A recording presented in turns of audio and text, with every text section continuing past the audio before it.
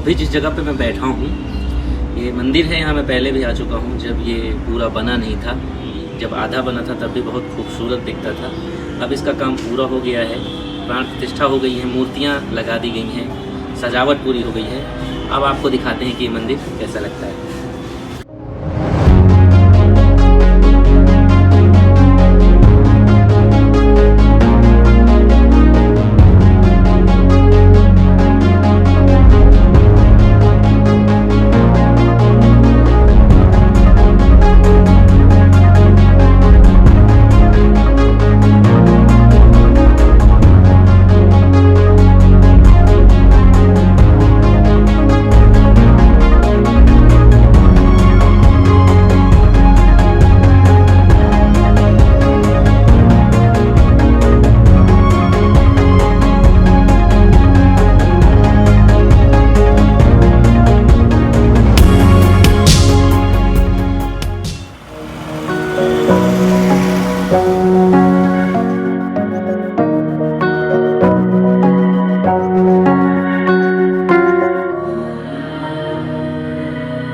मंदिर प्रांगण में प्रवेश करने पर सबसे पहले आपको दर्शन होते हैं गणेश भगवान के।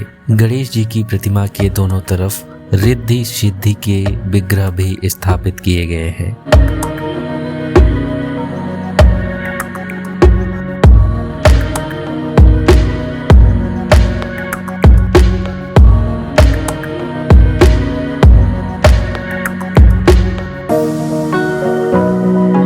तो यहाँ पे जब भजन कीर्तन होगा या कोई प्रोग्राम होगा तो यहाँ पे लोगों को रुकने के लिए बनाया गया है बाहर। ये बेसिकली कुर्सियाँ बनी हुई हैं बैठने के लिए, छोटा सा गार्डन टाइप है मैदान। तो ये हमारा मुख्य मंदिर है जो हनुमान जी जहाँ पे विराजमान हैं। और एक ख़ास बात है, ये मंडप तो नया है, यहाँ पे जो मूर्ति स्थापित की गई है वो नई है, लेकिन जो यहाँ का बहुत पुराना विग्रह है, मूर्ति है, वो इसके एकदम नीचे है। तो हम आपको वो भी दिखाएंगे। इन मूर्तियों में नवग्रहों के देव स्वरूप का चित्रण किया गया है। चलिए दर्शन करते हैं भगवान महादेव के। मंदिर की छत पर चारों दिशाओं में ध्यान की मुद्रा में भगवान शिव की मूर्तियां और मंदिर के अंदर एक भव्य और दिव्य शिवलिंग यहाँ आने वाले प्रत्येक भक्त को बरबस ही भक्ति रस में सराबोर कर देगा।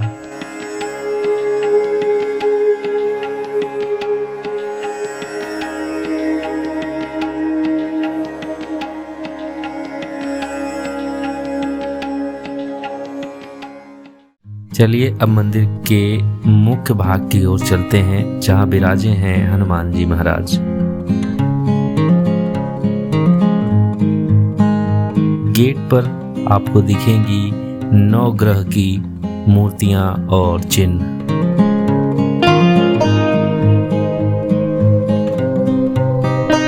संगमरमर से बनी भगवान हनुमान जी की यह मूर्ति मानो जीवंत सी लगती है और हमें आशीर्वाद दे रही हो।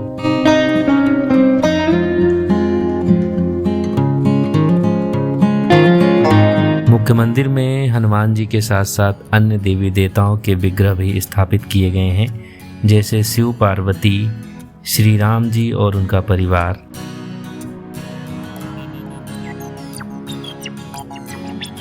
दीवारों पर लगी इन तस्वीरों को गौर से देखिए, इन पे कोई भी रंग रोगन का इस्तेमाल नहीं किया गया है। अब हम जा रहे हैं गोमती नदी के तट की ओर। बताया जाता है इस मंदिर में 1.25 लाख हनुमान जी की मूर्तियां स्थापित हैं। ऐसी मूर्तियों की गणना ऐसी छोटी छोटी और साथ ही बड़ी सभी को गिनकर की जाती है।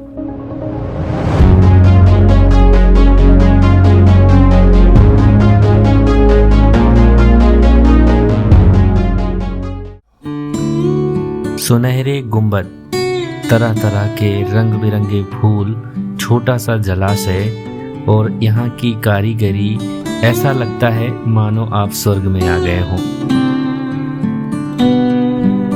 इस स्थल का इस्तेमाल मुख्यतया जब भागवत या प्रवचन कथा ऐसा कोई समारोह होगा उस समय किया जाएगा।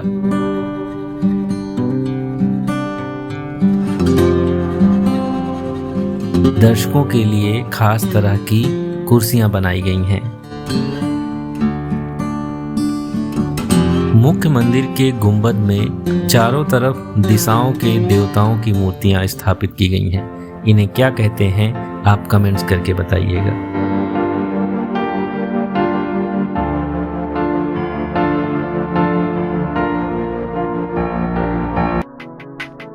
बताया गया था कि राधा कृष्ण की मूर्ति स्थापित होगी इस मंदिर पे।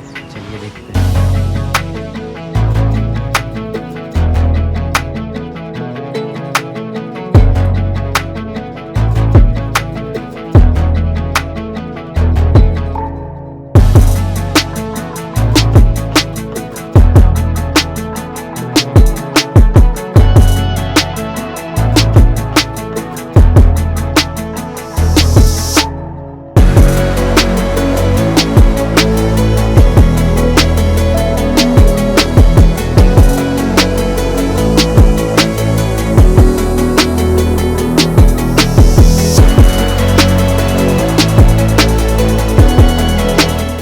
इस तरह से बैठने के लिए बनाया गया है।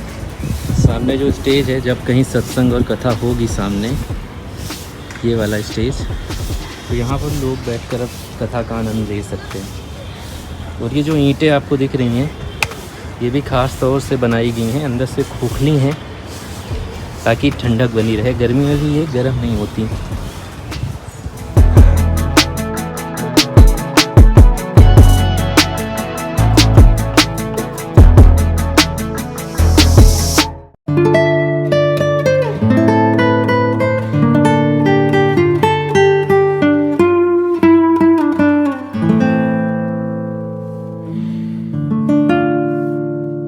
इस मंदिर का निर्माण वर्ष 2012 में प्रारंभ हुआ था, जो कि 2022 में संपूर्ण हुआ।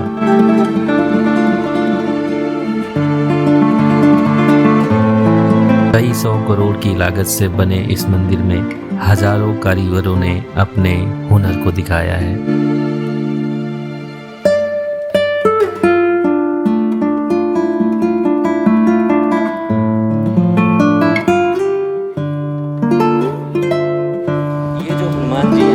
विराजमान है, यही है प्राचीन मूर्ति इस स्थल की, जिसके नाम से पहले जाना जाता था। और तो सारा प्रांगण अभी नया बना है, तो जब भी ऊपर दर्शन करने आएँ तो ये यहाँ पर ज़रूर आएँ, क्योंकि असली जो स्थल का जो नाम है वो इनकी वजह से है।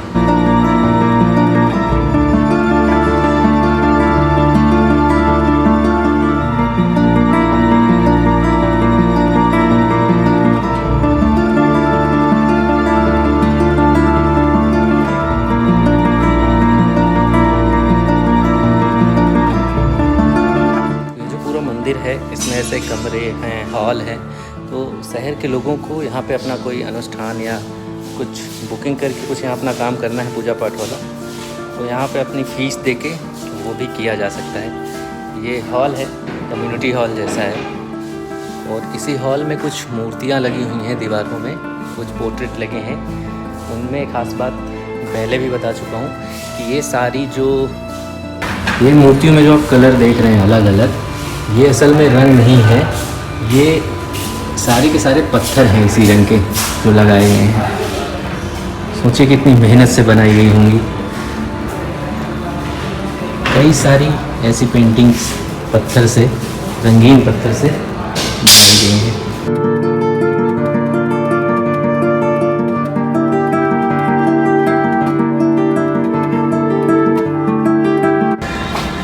बाहर से कोई संत महात्मा आता है तो उसको एक दिन के लिए यहाँ स्टे और भोजन का भी प्रबंध है। लखनऊ शहर के अंदर इतनी सुंदरता को समेटे ये अपनी तरह का पहला मंदिर है।